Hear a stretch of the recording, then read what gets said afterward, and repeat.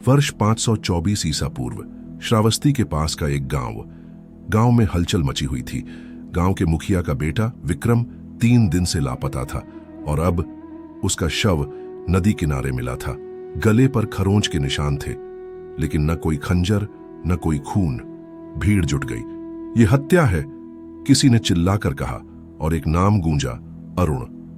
अरुण गांव का एक साधारण युवक था, शांत लेकिन अकेला।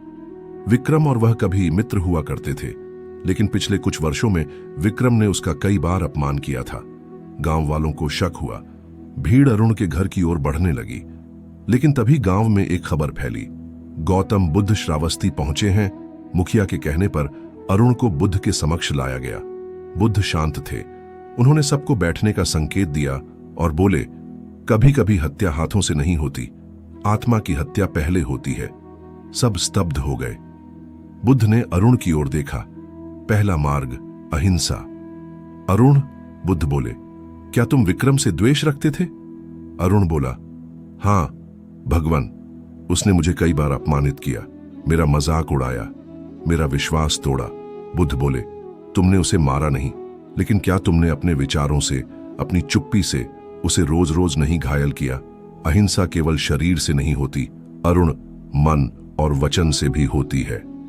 दूसरा मार्ग, चोरी न करना। बुद्ध ने पूछा, क्या तुमने विक्रम से कुछ चुराया? अरुण बोला, नहीं। बुद्ध मुस्कुराए, क्या तुमने उसके चरित्र को चुराकर उसे गांव में बदनाम नहीं किया? क्या तुमने उसकी गलतियों को फैलाकर अपने अपमान का बदला नहीं लिया? अरुण अब निरुत्तर था। तीसरा मार्ग, व्यभिचार न करना।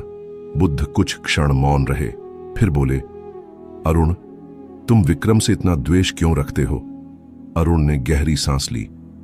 क्योंकि भगवान, वह गांव की कई स्त्रियों के साथ छल करता था, प्रेम का वादा करता और फिर उन्हें छोड़ देता। कई बार उसे रंगे हाथों पकड़ा गया, लेकिन हर बार वह हंसकर निकल गया।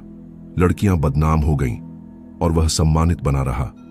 मैंने बार बार देखा कि कैसे वह रिश्तों को एक खेल समझता था और हर बार मेरा क्रोध बढ़ता गया। भीड़ में कई चेहरों ने नजरें झुका लीं। बुद्ध बोले, व्यभिचार केवल तब नहीं होता जब कोई किसी के शरीर को छलता है, वह तब भी होता है जब कोई प्रेम का झूठा दिखावा करके किसी की आत्मा और भावना को ठेस पहुंचाए। हर स्त्री सम्मान की अधिकारी है, वह मनोरंजन नहीं, मन की साझेदार है। फिर बुद्ध ने स्पष्ट कहा, पंचशील का तीसरा मार्ग सिखाता है, अपनी पत्नी के साथ पवित्रता से रहो। किसी अन्य स्त्री के साथ शारीरिक या मानसिक छल धर्म से भटकाव है। अरुण चुप था।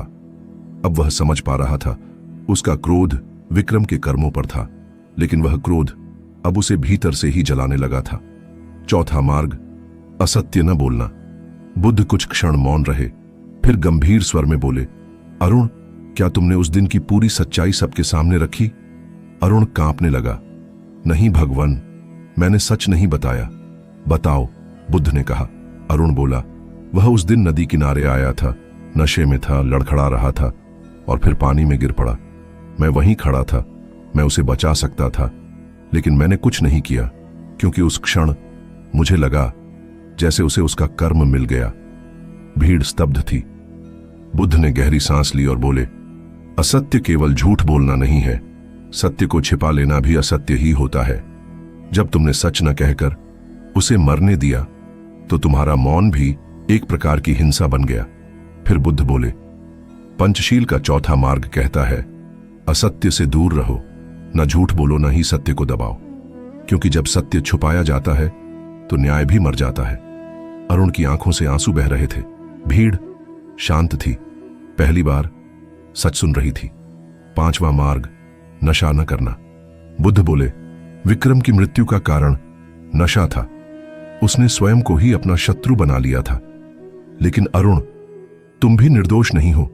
तुमने उसे मरते देखा पर बचाया नहीं, क्योंकि तुम्हारा हृदय क्रोध और पीड़ा से भरा हुआ था। बुद्ध ने गांव की ओर देखा।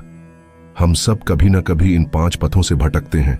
कोई किसी को मारता नहीं, लेकिन हमारी चुप्पी, हमारी नफरत, हमारी बेईमानी किसी की जान ले सकती है। मुखिया ने सिर झुकाया। अरुण को क्षमा कर दिया गया, क्योंकि हत्या जानबूझकर नहीं की गई थी, लेकिन अरुण ने गांव छोड़ दिया और बुद्ध से दीक्षा लेकर भिक्षु बन गया। पंचशील मार्ग केवल दूसरों को सुधारने के लिए नहीं है, वे हमें अपने भीतर के अंधकार से उजाले की ओर ले जाने के लिए हैं।